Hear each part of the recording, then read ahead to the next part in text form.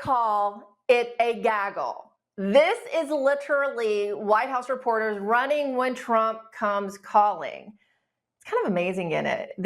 A gaggle of geese is exactly what they remind you of. Trump made an impromptu appearance right outside the White House today where he did take a few questions from reporters. Joining us to tell us more about what's happening there at the White House to touch on a couple other subjects as well is our very own Allison Steinberg. If we play the sound of that video, there's a reporter who's a lot like you know, someone a little more probably with our view of the mainstream media, just cackling and watching them as they ran to Trump. They hate him, but they really, really love him, Allison. I know. They are so desperate. I mean, the thirst is real with them. It's so funny to see him run like that. But it was a very fun little impromptu briefing here at the White House. Trump made a surprise appearance, further cementing the fact that he really is the most transparent president in history. The reporters obviously couldn't wait to talk to him, but he made some updates with us about the latest on tariffs, how he is continuing to work through negotiations, specifically with China. It sounds like they're making excellent progress there. He seems very optimistic about that and seems to think that a deal will be reached soon. So good news as far as trade is concerned. He also, or it was also mentioned yesterday in the briefing, that 34 countries are actively working out deals as we speak. So that number continues to grow, and it looks like the art of the deal is working out as President Trump planned. We thought it might be a lot longer of a process, but it seems like things are actually happening rather quickly as far as this is concerned. So good news on that front. You know who predicted this was Ed Dowd, who's been on the show several times, almost weekly since we've been talking tariffs. And he predicted that there would be many countries that would come to the table very quickly. And I think what helps with that is seeing what Trump did with Doge when he immediately came into office, right? He and Elon Musk, and there's some news on that front. I don't know if he got asked about that. I tried to listen to the gaggle as I could as I was taking phone calls from sources inside the Trump administration. But there's news, and I need to know from you if it's actually true, because apparently the first time this was reported, it wasn't exactly accurate. But there are news today that Elon Musk is stepping away from Doge. Is that confirmed? It has not been confirmed by the White House, though it looks like it is pointing in that direction. Let's not forget that this was a special government employee job. Elon Musk and the Doge operation was a job that was ultimately set to expire after 130 days. So that date is approaching here at the end of May. So it's not too out of the realm of possibilities, I think, for this to be a true story. I know we got a little teaser about a month or so ago that was fake news. The White House did confirm that, but like I said, we are approaching that end date here at the end of May. So it sounds to me like Elon is going to be scaling back his time with Doge. This is being done in an effort to focus more on Tesla, because as we know, Tesla has been enduring a lot. Their stock price is down more than 40% this year, and they lost roughly $600 billion in market cap. So it sounds like Elon wants to return back to Tesla, though he did make it a mention to say that he will continue to help President Trump however he needs. He will still be working alongside Doge 1 to 2 days a week as this job comes to a close. And I think he's really set up the building blocks, put in place the building blocks and structure that is needed to eliminate the waste, fraud, and abuse within the government, which we know he's done a fantastic job. It's an estimated $160 billion in savings thus far. So he's done great work, and hopefully set up a system that can continue to monitor this so that we eliminate the waste, fraud, and abuse altogether. Well, perhaps this frees him up to perhaps go help out the World Economic Forum, who is apparently investigating its now former chair, Klaus Schwab, the premier world supervillain. Is this not quite the turn of events? The WEF opens a new probe into the founder, Klaus Schwab, as they name a new interim chair, which is Peter Brayback. Fascinating, right, Allison? Very fascinating indeed. I find this very interesting because I think we always need to keep our eyes on the World Economic Forum and their nefarious Always. plans for us. Just because Klaus Schwab is stepping down isn't necessarily good news, because his replacement is really no better. In fact, his replacement, this Peter Brabeck, is the former Nestle CEO. He really looks like Terminator. Uh, or maybe some like reptilian shapeshifter. I don't know. He's got some weird glass eye, and he literally he wants to take away our water supply. Let's take a listen to a clip from him. We must transform the way we think about water. By 2025, 1.8 billion people will be living in regions without enough water. Water scarcity is the greatest challenge we face today. And we need to start recognizing water as a precious resource. Therefore, water should be better managed, should be better valued, and has to be better preserved. So, I mean, this guy literally wants to take away our water, which is actually really ironic because I looked into this, and Nestle, they profit billions of dollars bottling free water just in Michigan. So they have access to this water supply, obviously are making billions off of it, and then, telling us that we will be dehydrated and be happy. So these people are psychotic, and I don't think that we can let our guard down just yet, just because Klaus Schwab is stepping down willingly. You know what? In looking at the positives, at least they always make it pretty clear that they are a super villain. Like you said, the dude just looks like another villainous character out of, like, I don't know, a James Bond movie. So they telegraph to the world their bad intentions. And so at least for that, we can be thankful because we know what we're up against. Allison Steinberg, excellent reporting. Thank you so much. Thank you so much, Emerald. Take care. And more good news in the way of working against supervillains. The Trump administration has announced that they are opening a RICO case against 27 members or associates of Tren de Aragua. They have charged them in a RICO case. In the indictment filing, the Justice Department says that, quote, members and associates of the anti-Tren enterprise, which is a breakoff, some kind of spin-off apparently from Tren de Aragua, engaged in, among other activities, acts involving murder and assault, sex trafficking, human smuggling, trafficking substances, firearms trafficking, and robberies. The anti-Tren enterprise was almost exclusively comprised of former members of and associates of the Venezuelan transnational criminal organization Tren de Aragua, or TDA. At least 27 gang-banging cartel paramilitary forces are accused of unlawfully smuggling individuals that included girls from Venezuela and girls and women from Venezuela into the U.S. They sex trafficked what they called mutadas, that's the girls who had been unlawfully smuggled. They trafficked controlled substances that include 2C, which is a sort of ketamine combination with other drugs substance. They also engaged in armed robberies. The DOJ says that they enforced this sex trafficking compliance among the mutadas by, among other things, threatening to kill them and their families. They assaulted them repeatedly, shot or killed mutadas, making good on their threats. And they tracked down and kidnapped any of those young ladies who tried to flee. Trump cannot deport these Venezuelans fast enough. We love images and videos like this because, as we know, they continue to cause problems in towns across America, particularly Chicago, where our next guest, Terry Newsom, has learned exclusively that Venezuelans were behind a recent robbery. And Terry joins us now. Terry, tell us about this latest. This is in Downers Grove, correct? What happened? I think we have some pictures too, right?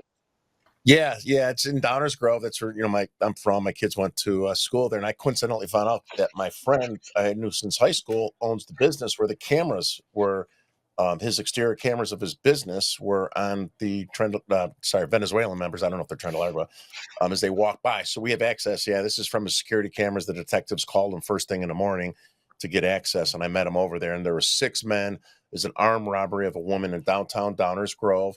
And if you remember, you were one of the first ones to cover when I first confronted at that train station, which is right across the street from there, Tren de Aragua. Remember that one picture you had with them flashing the signs at me. This is the exact same location. That's the train tracks right there where Trendelargua was being dropped off from the Mexican border into my community and taking the trains downtown Chicago. So they caught these guys. So far, what I was told is that they think they're almost all juveniles. They came from a further western suburb on the train station from Aurora, Illinois, which is further west, and don't confuse it with Aurora, Colorado. But there's the same problems in Aurora, Illinois that's going on in Aurora, Colorado. So they moved them from the city and out to the suburbs, and one of the big suburbs where they are at is in Aurora, Illinois. I'll say Trump cannot get these people out of our country fast enough. What do you make of I think this is a good start that DOJ has charged at least 27 with this RICO conspiracy charges, because it really is. And we've explained in great detail on this show why they are a transnational criminal organization. They're essentially the paramilitary arm of the Venezuelan cartel. We are in a war, folks, with the Venezuelan cartel that has invaded our country. And look what it's done to your city. Terry. What is your reaction to the latest from the DOJ? Well, I mean, I think it's great. What's very frustrating to me is they talk about giving them due process. Well, I was on a terrorist watch list because I went to a school board meeting and I was peacefully in DC. No one gave me due process. I was labeled as a terrorist, right? And they're worried about people that came into our country without due process. They weren't vetted. Now they want to keep them here or bring them back. And it's ridiculous. They can't get them out of here quick enough. Now the city of Chicago started what's called the One System Initiative. They're no longer counting the illegals anymore. The new arrivals, stop counting them as January. They are funding, for instance, they just got $290 million from the state of Illinois, and they say they're funding these homeless centers. They're 95% Venezuelans. It's not homeless centers. They're hiding. They're still lying to this day that they're spending the money on these illegal Venezuelans in Chicago. They shut the shelters down. They reopened some of them, and they're called the One System Initiative. And I got the new addresses, and I'll be going out to those new centers very soon, probably in the next week, to see if I could sneak in like I did last time. What surprises me is considering the action that the Trump administration has taken against members of Trendelargua and the rhetoric coming out of the Trump administration of their future plans for the gang.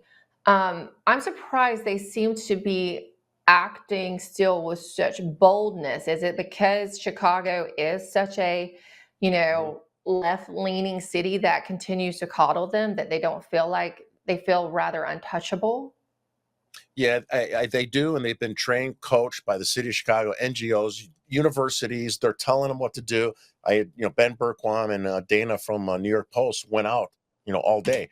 Both of them only had one arrest all day with 10 officers because they look through the windows as ICE is on the porch, unless they have a warrant to get in. They were taught, and they're looking at the ICE agents and the reporters standing on the front steps. Another new escalation is that, you've been covering the Trendelargua and the police reports, right? And initially we had the murders, the violent crime, the sex trafficking, and all that stuff. Now they escalated their crime.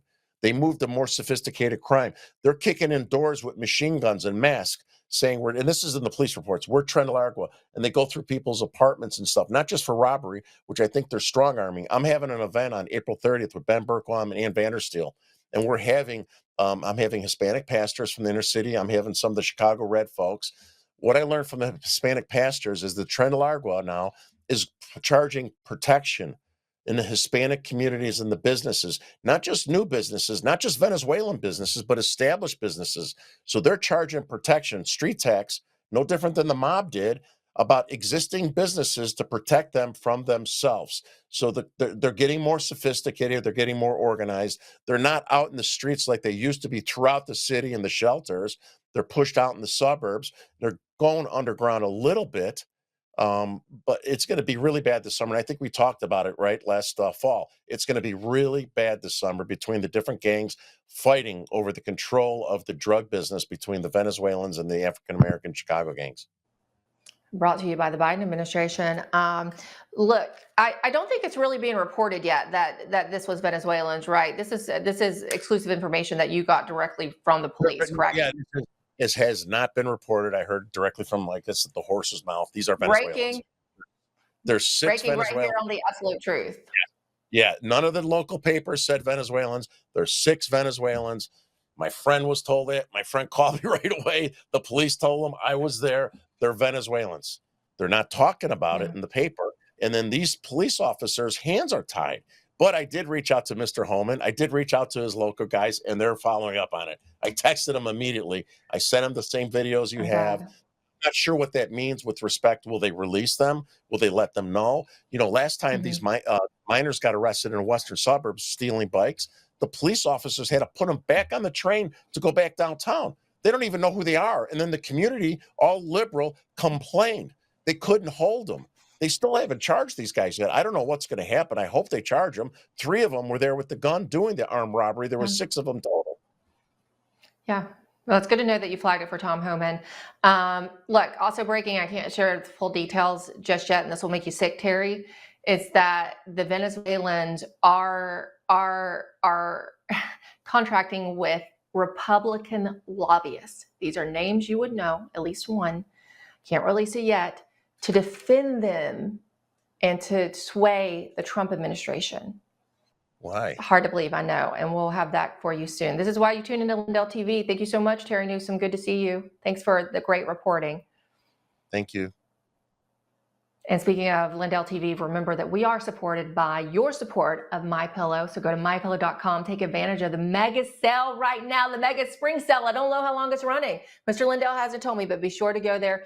Use your promo code TRUTH or call 800-944-5396, 800-944-5396. Have you ever wondered what happened to the legendary Chuck Norris?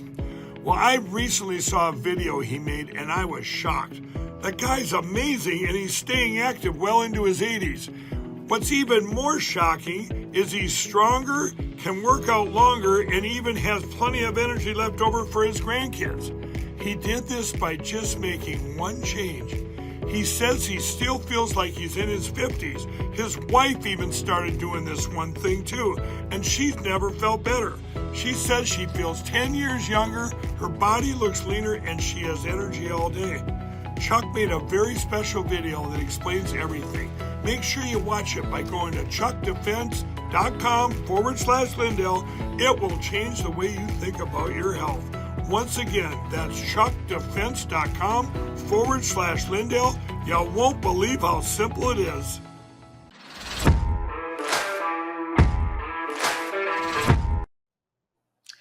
December 11th, 2001, and one of many, possibly the most important days of infamy in American history. And sadly, it's one of the most forgotten. Coming exactly 2 months after the 9/11 terrorist attacks, with the United States obsessed with Middle East threats, Washington had its guard down from the much more significant economic challenge coming from the Far East. December 11, 2001 was the date in which China officially entered the World Trade Organization. More than 20 years after that horrible decision by Western powers, even pro-free trade publications like Politico had to admit that bringing China into the rules-based international trading system was akin to letting the fox guard the henhouse. My next guest, Gray Delaney, wrote on my Substack recently, The Right Way, Emerald.tv, that, quote, many date the beginning of the offshoring of American manufacturing to China joining the World Trade Organization in 2001. But the trend really began in 1979, when then President Carter granted China most favored nation status, dramatically reducing the trade barriers and, even more importantly, the tariffs between the United States and China. President Reagan renewed China's most favored nation status every year of his administration. The race to the bottom had begun. And joining us now is Gray Delaney. He's the publisher of Calamo Press, and his family has personal negative experiences with so-called free trade and China's entry into the World Trading Network. Gray, it's so good to see you. Your family story, I know personally because we're personal friends, and I've seen the pictures over at your mother's house of the Delaney company that once, or of the company that once existed.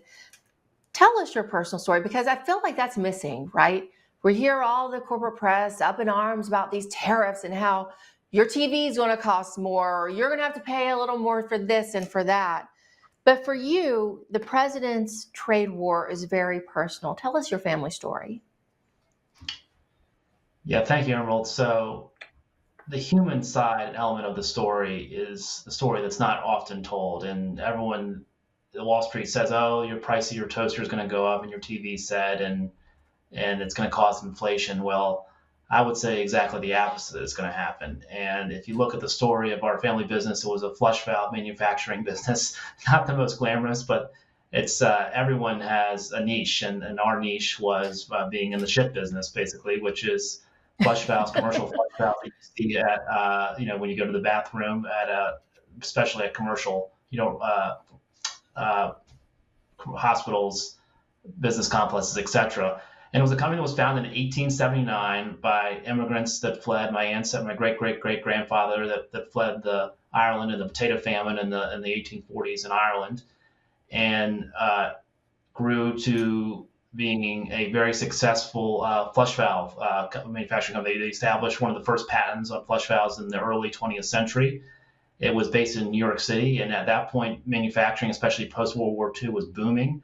And that's really when Delaney flush valves also participated in that boom. If you look at that executive table there, they developed the first regulating screw, allowing a flush valve to be manually regulated. For example, changing the water flow in the field. That was done in the late 40s.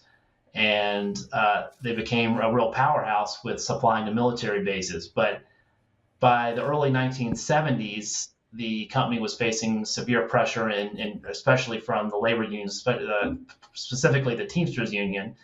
And they blockaded Delaney's plant. And this wasn't the only one. There's some really excellent articles on this if anyone's interested about the unionization push in New York in the 60s and 70s. But they blockaded and would not allow Delaney to get any valves out of their plant for almost 2 years. So they had to end up digging holes. And one of the Teamsters Union president at the time told Jack Delaney, my grandfather's cousin, that you will not get one paperclip out of this plant.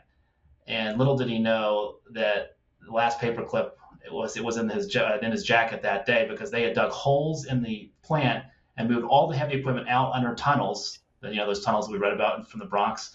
I was always wondering, were those the same tunnels that Delaney got all their machines out of?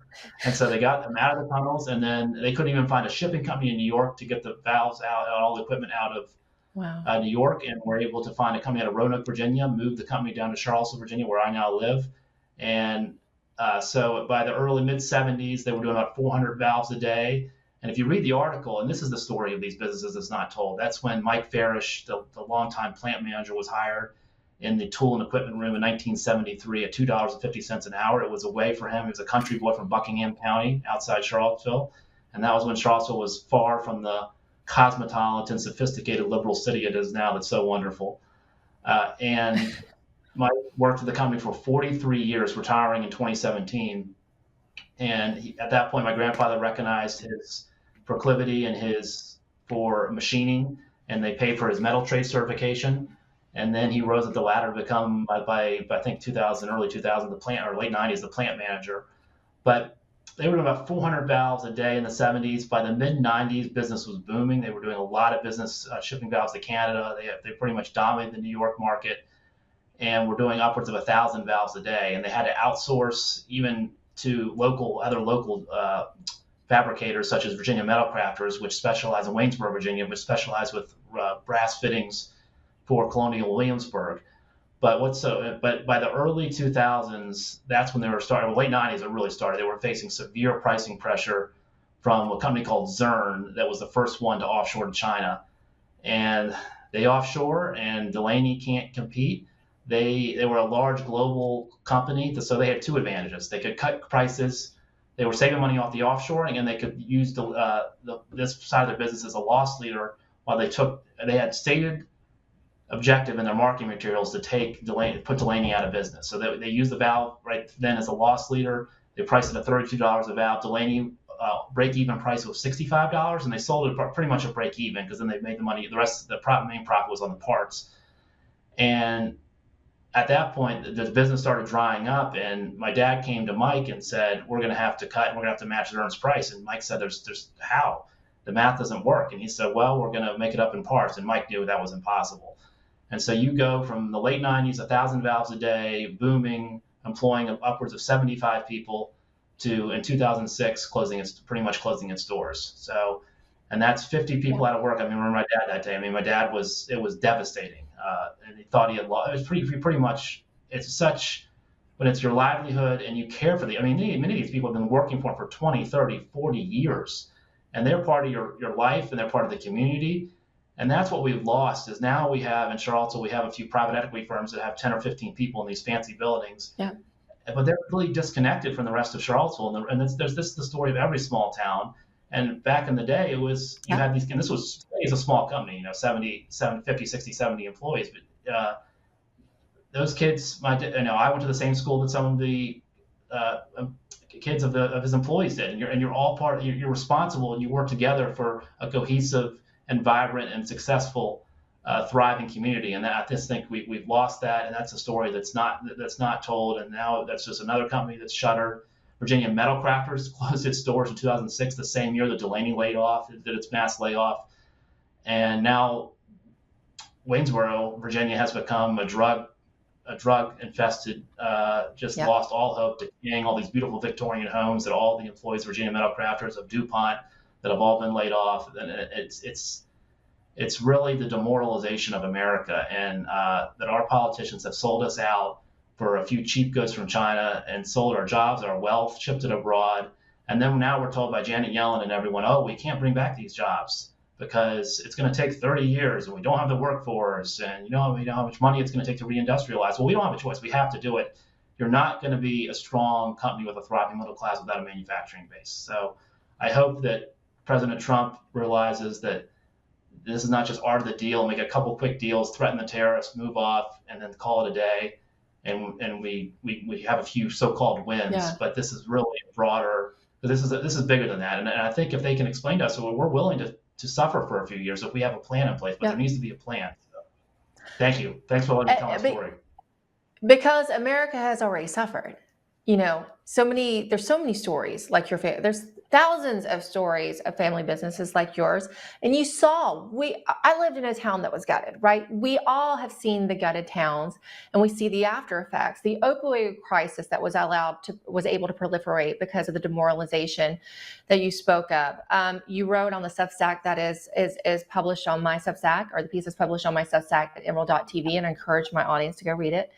Quote, industrial New York was not merely permitted to die, but actively assassinated by a coalition of planners, bankers, and real estate interests who conspired to purge the city of factories in order to increase the value of their real estate holdings and create opportunities for further speculation. There was another critical factor to industry's flight from the Northeast, pressure from foreign competition, often underwritten by foreign governments. So it is not going to be a quick fix. As you laid out, Gray Delaney, it's going to take so much more. It's going to take much more effort. I think Peter Navarro, that's a focus of his, right? Reindustrializing America. And he seems to still be in President Trump's favor. So I think that's a point in the corner of making it more than just a couple of good deals. And I do want to take the time.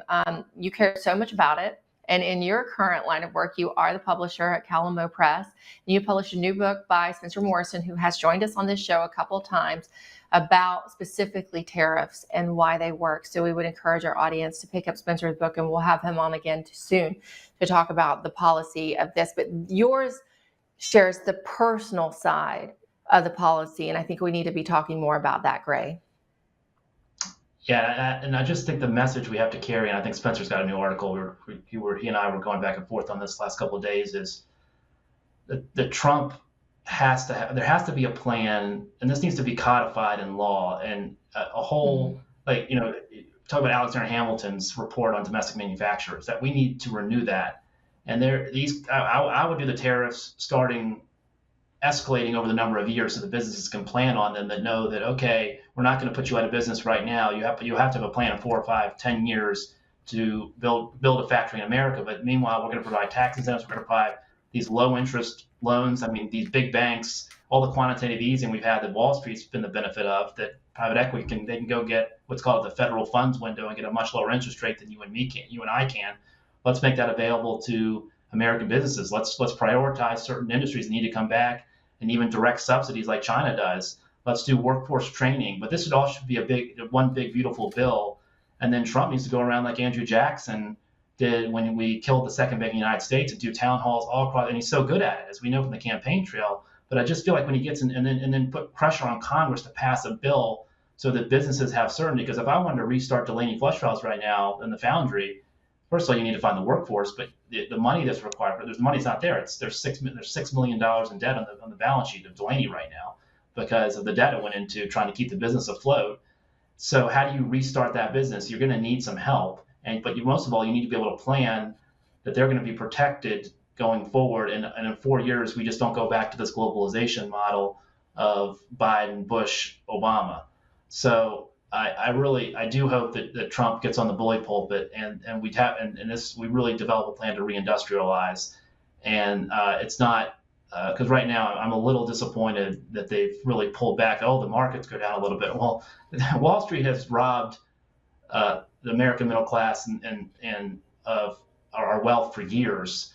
And it's okay if we have a little bit of uncertainty, if it means long-term prosperity for reclaiming the America that we all know and love. Yeah, we talk about that a lot on this show. Again, you can go read this piece at emerald.tv. You can also find the book on the Calumet Press website and get it in the meantime. But you make an excellent point, and that we also talked about with Congressman Tim Burchett on this show of Tennessee. Trump's policies have to be codified. Otherwise, they can just come back in and turn the lights back on. Congress has to work with him to solidify his policy objectives. Great, Delaney, thank you so much. Thank you. And I will say the second edition, we're working on a second edition of the book that's going to be out in a few weeks, and that's going to include this piece as the new forward for the book. So keep an eye out for that. And we'll we'll have Sister back to talk about that too. That'll be great. Thanks, Greg. Awesome. All right. Thanks. And we'll keep up the good work. Whether it's being a weekend warrior or spending time with your family, feeling your best is the key to doing the things you love. That's why I'm excited to tell you about Nirvanta. It's a natural solution designed to help you stay active and live well naturally. Nirvanta is a topical blend of all natural essential oils like frankincense, myrrh, and a proprietary gold standard plant stock extract. It's perfect for your hands, feet, knees, back, or anywhere else that needs a little extra care. Use Nirvanta proactively as part of your daily maintenance routine, and you're guaranteed you're going to feel the difference. Simply massage Nirvanta in for at least 60 seconds, 2 to 3 times a day to get the best results. And if you're not completely satisfied, you get your money back. No questions asked. There's simply no risk and no reason not to try Nirvanta today. Right now, you get 15% off with code Lindell exclusively at nirvantahealth.com. So stop reaching out for that medicine cabinet. Get Nirvanta instead and experience the difference. Go to nirvantahealth.com. Use code Lindell to get 15% off today. Nirvanta Health. Live well naturally.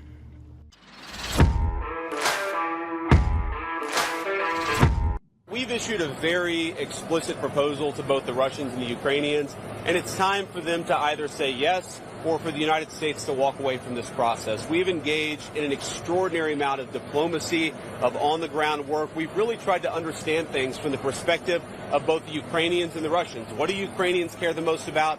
What do the Russians care the most about? And I think that we've put together a very fair proposal. We're going to see if the Europeans, the Russians, and the Ukrainians are ultimately able to get this thing over the finish line. Again, I feel pretty optimistic about it. I think everybody has been negotiating in good faith, but it's now time, I think, to take, if not the final step, one of the final steps. That was Vice President J.D. Vance recently echoing that which Secretary of State Marco Rubio has said. The Americans are willing to broker a deal to the end of the Ukraine war, but the U.S. will not get sucked into endless and meaningless negotiations for the sake of negotiations. Should neither side prove willing to make what should be an easy deal, then the U.S. will walk away and leaving Europe holding the bag. Now, there has been some positive movement toward a deal. For example, Axios is reporting that, quote, the Zaporizhia nuclear power plant, the largest such facility in Europe, will be considered as Ukrainian territory, but operated by the U.S., with electricity supplied to both Ukraine, and Russia. This, as you know, we've reported, has been a major sticking point for Ukraine in any negotiation. But in the all-important matter of Crimea, a peninsula that Russia annexed in 2014 and has been the site of a major Russian naval base since the time of Catherine the Great, for about 228 years, the Russian Navy has had their facility at Sevastopol. The Ukrainians refuse to abandon their claims to this territory. In fact, just over the weekend, Ukrainian President Vladimir Zelensky told Ukrainian media that on the subject of officially ceding Crimea to the Russian Federation, quote, "There is nothing to discuss. This lies outside our constitution." He went on to say, "This is our territory, the land of the Ukrainian people. This will not happen." Trump insisted he'd have a deal by the end of his first 100 days. Well, quickly approaching that deadline, aren't we? But are we any closer to a deal or not? Joining us now is Anna Skorokhod. She's a Ukrainian politician and lawyer. Anna served as a member of the parliament in Ukraine's 9th convocation. That was from 2019 to 2023. She's also joined by an interpreter, I think, as well. Anna, it's so nice to meet you. Thank you for joining us today. Thank you for the invitation. All right, let's talk about where we are. We learned from the White House yesterday that Special Envoy to the Middle East, Steve Witkoff, will be headed to Russia again in the next few days to continue talks with the Russian side. You heard what Vice President J.D. Vance recently said about the ongoing negotiations. And yesterday at the White House press briefing, Caroline Leavitt expressed President Trump's frustration, she said, for both sides, that Trump is not happy with either Ukraine or Russia at the moment. Can you tell us how you in Ukraine, the Ukraine side, is feeling this day about the ongoing negotiations? Ми маємо всі розуміти, що Україні потрібен мир. І це одне із основних питань, які ми маємо на сьогоднішній день. We all need to understand that Ukraine needs peace, and that's the main issue that we have today. Також ми маємо розуміти, що Вітков – це, я не хочу нікого образити, але це як, знаєте, ганець в середні віка, коли і він доносить те, що хоче напряму сказати Трамп Путіну, при цьому уникнути будь-якої утечки інформації. We all need to understand about Witkov. He's a kind of looks like a kind of a middle-aged courier whose main task is to convey directly the message from one high side to another without any information leak.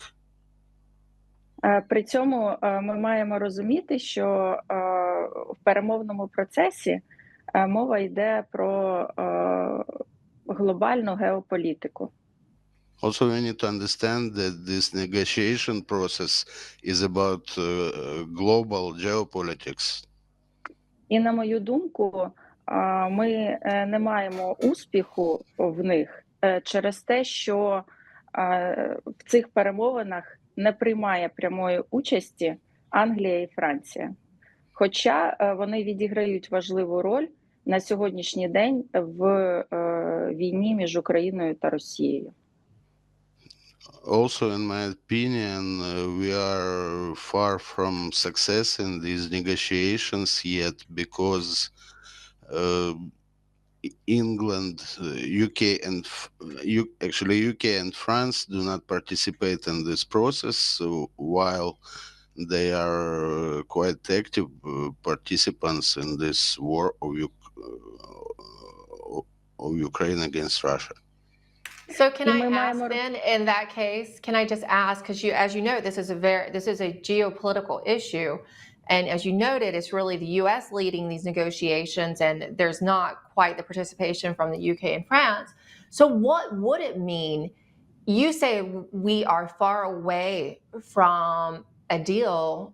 And you heard J.D. Vance just now say that if they can't reach something very soon, the U.S. may leave the negotiations. What would it mean for Ukraine if the U.S. steps away? And does Ukraine believe that this threat from the Trump administration that they'll soon walk away if the two sides can't soon come to a deal?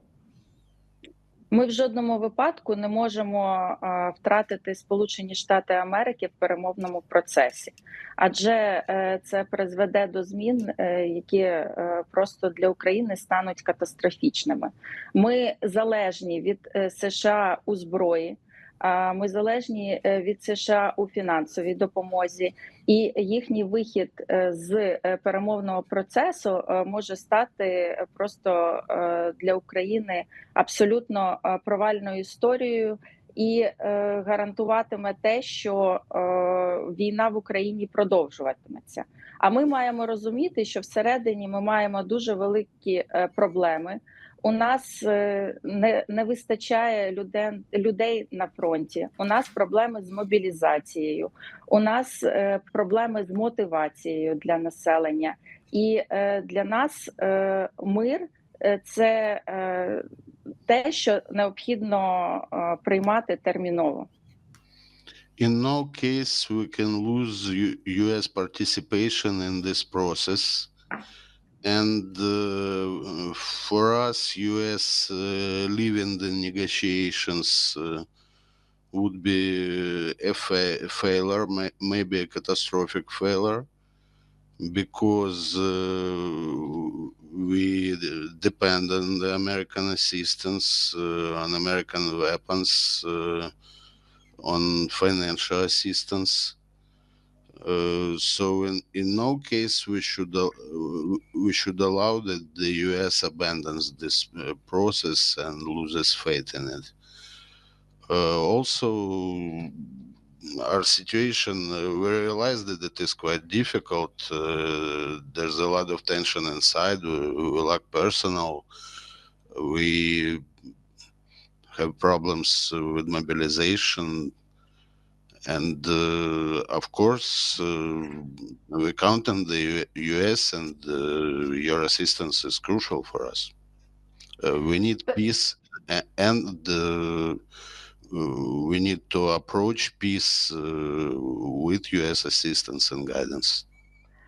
Well, and I can understand that, but at some point, I do believe that the American people are getting a bit of fatigue and feeling how long can we support an ongoing war? I want to ask you about a recent report from a German media outlet asking how long can Ukraine stay in this, essentially.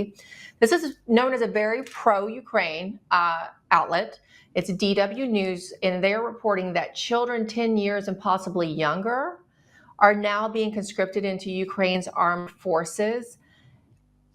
Is that true? And if so, how can this war possibly continue in Kiev?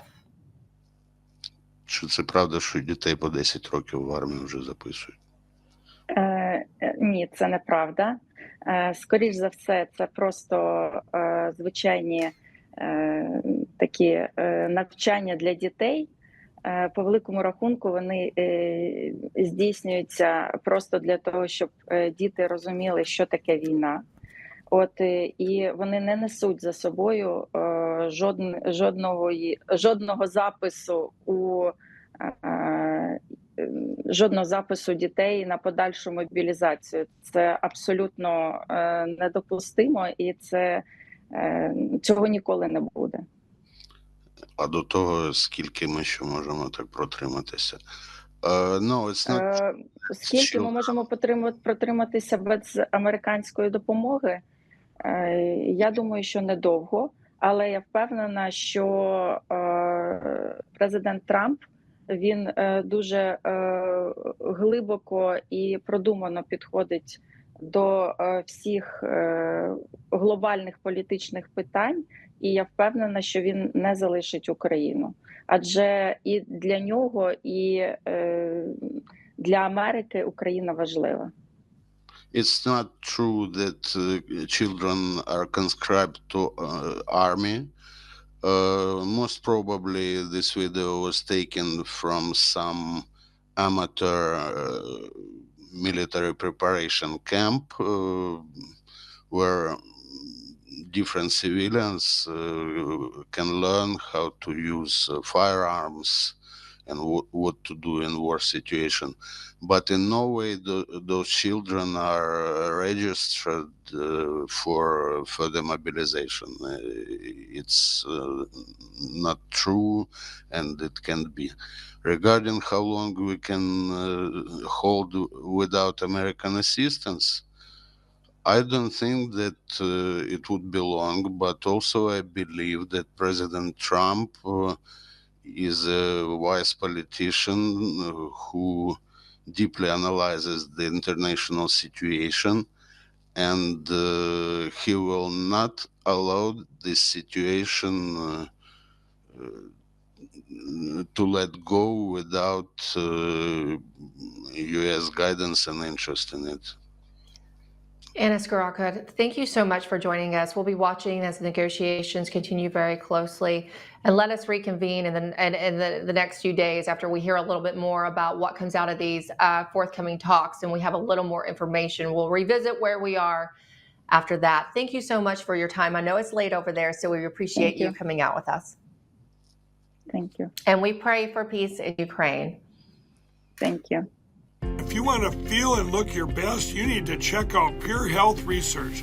They have 45 premium health supplements that are designed to help you with everyday health goals. Whether it's boosting your energy or trimming belly fat, supporting healthy blood sugar, pumping your testosterone up, or even reducing swelling in your legs, Pure Health Research Supplement Store has you covered. Each formula is crafted with natural, non-GMO ingredients, backed by clinical research and manufactured right here in the USA. And here's the best part. Pure Health Research is offering you an exclusive 35% discount. Just go to purehealthresearch.com and use promo code Lindell at checkout. With their 365-day money-back guarantee, there's nothing to lose. So head over to purehealthresearch.com now, explore their 45 amazing supplements, and save 35% before this deal ends with promo code Lindell. Notice. I'm wondering if there's any pharmaceutical additives that you'd like to eliminate?